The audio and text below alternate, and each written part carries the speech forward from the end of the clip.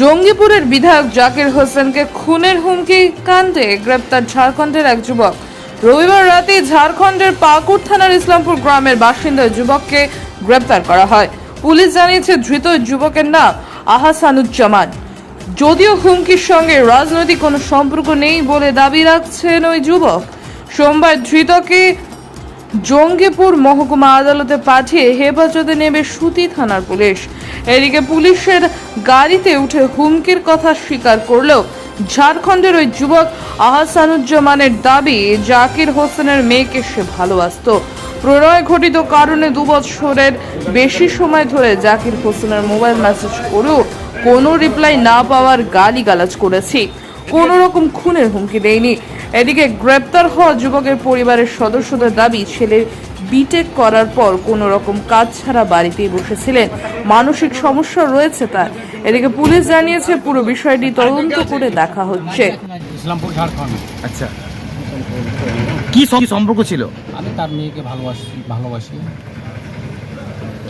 তাহলে আপনি তাহলে হুমকি দিলেন মারার? হুমকি মারার হুমকি নয় স্যার, আমি যেটা মানে অকথ্য ভাষায় কিছু গালিগুলো হয়ে গেছে 2-4 দিন আগে।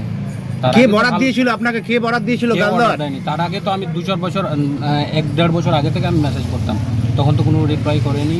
আর রিপ্লাই না, আপনি যে হুমকিটা দিয়েছেন আপনাকে কে বলেছিল? রাজনৈতিক দলের নেতার পরামর্শে করেছেন? না কোনো আমার নিজের মূল কারণটা কি? তবে মূল কারণ ওটাই যে আমি বিরক্ত হয়েছিলাম 2 বছর আগে থেকেই মেসেজ করতাম। বিরক্ত কেন হলেন? কেন বিরক্ত? কোনো রিপ্লাই পাচ্ছিলাম না তার তরফ থেকে, বা তাকে কল করলেও তিনি টাইম দিছিলেন না। কে এমএলএ জাকির হোসেন। কেন কল করতেন আপনি? তার মেয়ের ব্যাপারে কথা বলার জন্য। কি বলতেন আপনি কল করে? আপনি কি পেশার সঙ্গে যুক্ত? আমি বিটেক করতে লাস্ট ইয়ার ছেড়ে দিয়েছি, এখন বাড়িতে মানে অনেক কিছু আছে। কি কাজ করতেন? বিটেক। হ্যাঁ, এখন এসব কি এই যে আপনাকে কোনো রাজনৈতিক দলের নেতা বরাত দিয়েছিল, সেই বরাতের জেরেই আপনি ফোনটা এভাবে হুমকি?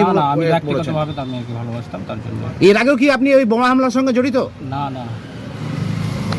তাহলে এইভাবে বোমা হামলার হুমকি দিলেন কেন? তখন তো আমি জানতাম না। আপনার নাম? মোহাম্মদ আহসানুজ্জামান। আমি হুমকি দিয়েছি প্রায়। আসসালামু আলাইকুম, আমার নাম মোহাম্মদ আহসানুজ্জামান, বাড়ি ইসলামপুর, ঝাড়খণ্ডে। আমি প্রায় 2 বছর আগে থেকে আমি জাকির হোসেনকে হোয়াটসঅ্যাপে মেসেজ করি, ওর মেয়েকে ভালোবাসি আমি, সেই বিষয়ে মেসেজ করতাম। কিন্তু তখন কোনো রিপ্লাই না করার জন্য আমি অনেক কিছু বিরক্ত হয়ে গেছিলাম। তার জন্য 2-4 দিন আগে 2-4টা হয়তো অকথ্য ভাষায় SMS করেছি, যেটাকে হুমকির মতন লাগছে।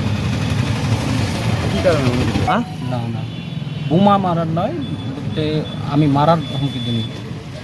কারণটা কি? ভাষায় কিছু গালিগুলো। কারণটা বললাম যে আমি বিরক্ত হয়েছিলাম, মানে 2 বিরক্ত হয়েছিলেন আপনি? 2 বছর আগে থেকে ওর মেয়ের ব্যাপার নিয়ে আমি ওকে মেসেজ করতাম, তো কোনো রিপ্লাই পেতাম না। কাকে মেসেজ করতেন? জাকির হোসেনকে। জাকির হোসেনকে। কেন মেসেজ করতেন? ওনার মেয়েকে আমি ভালোবাসি। মানে মার্চ বাড়ি এসে বসে যাই, তার যাই। এইভাবে একজন মন্ত্রীকে হুমকি দেওয়া, প্রাক্তন মন্ত্রী হুমকি দেওয়া যায়? একজন রানিং বিধায়ক।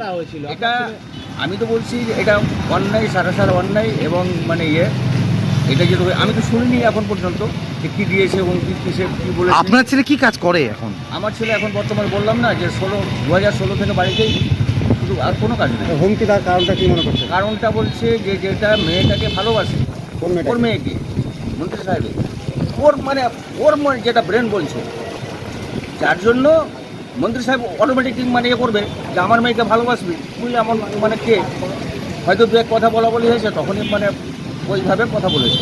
তাহলে বোমা মারার হুমকি দিবে? এটা কি আপনি বলছেন মেন্টালি? না স্যার, ওগুলো ব্যাপারে আমার ছেলে কারো কোনো এর সঙ্গে জড়িত নয়। কোনো পার্টির সঙ্গে, কোনো দুষ্কৃতির সঙ্গে, কিংবা কোনো চায়ের দোকানে আড্ডাবাজি, কিংবা গুটখা পান এটা সেটা কোনো জিনিস খায় না। ওই সবার সঙ্গে কোনো নেই।